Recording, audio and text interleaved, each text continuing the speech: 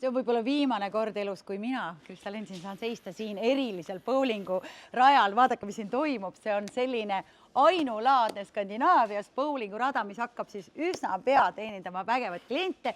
Tegemist saab olema siis Mustamäe elamus bowlinguga ja pubiga. No ja minu kõrval on Gert. Gert ei ole siit ristetisema, tema hakkab seda kõike juhtima ja mees on tegelikult bowlingu professionaal.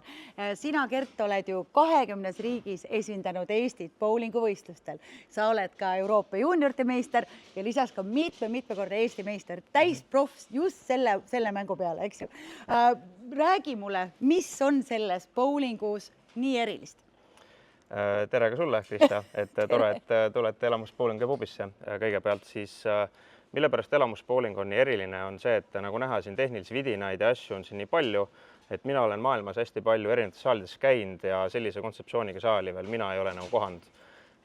Sul ei ole olnud sellist, ma segan vahele, sul ei ole olnud ühtegi sellist kohta, kus sa lähed sisse, sa oled olnud mänginud oma tipptasemel mänge mingites kohtades, kus lihtsalt on tavaline rada, pall ja läheb või kuul, vabandust, kuul. Jah, et kui täpsemalt juba rääkida seda spa ja bowlingu kontseptsiooni, et sa saad otse spaast bowlingusse minna ja vastupidi, et sellist asja juba me ole näinud, pluss need tehnilised investeeringud, mis siia kõik tehtud on, nagu te näete, siin maas on erinevad animatsioonid ja pildikesed, et ka seda mina ei ole varem näinud, pluss meil on suur LED-telekas, kus on erinevad LED-paneelid, näitab hästi kõrge kvaliteediga pilte, et sellist kooslust bowlingu saalina ma ei ole varem mitte kusagil nagu näinud. Ta on hästi interaktiivne. Nüüd, kui öelda nagu mänguliselt, kui palju meil üldse Eestis harrastajaid on täna? On neid palju, on neid vähe? Võiks olla rohkem? Kindlasti on liiga vähe.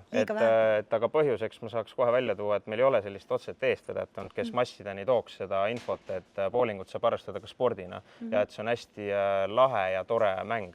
Et siin ma siis olen, ütleme niimoodi. Väga tore, aga tegelikult harrastajatele see koht saab olema täiesti imeline. Kas see sigri-migri, mis siin toimub, kas see ei sega mängimist?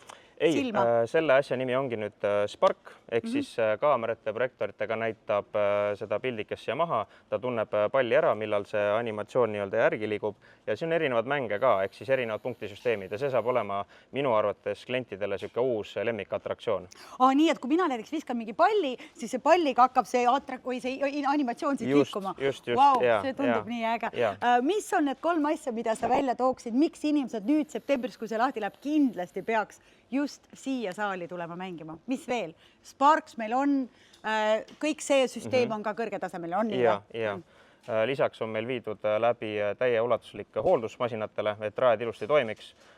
Siis köögi pool on ka meil arenenud, et muidu bowlingu saalides pakutakse sellist kiirtoitu rohkem, aga elamus bowling ja pubi hakkab pakkuma maitsvat ja kvaliteetset toitu.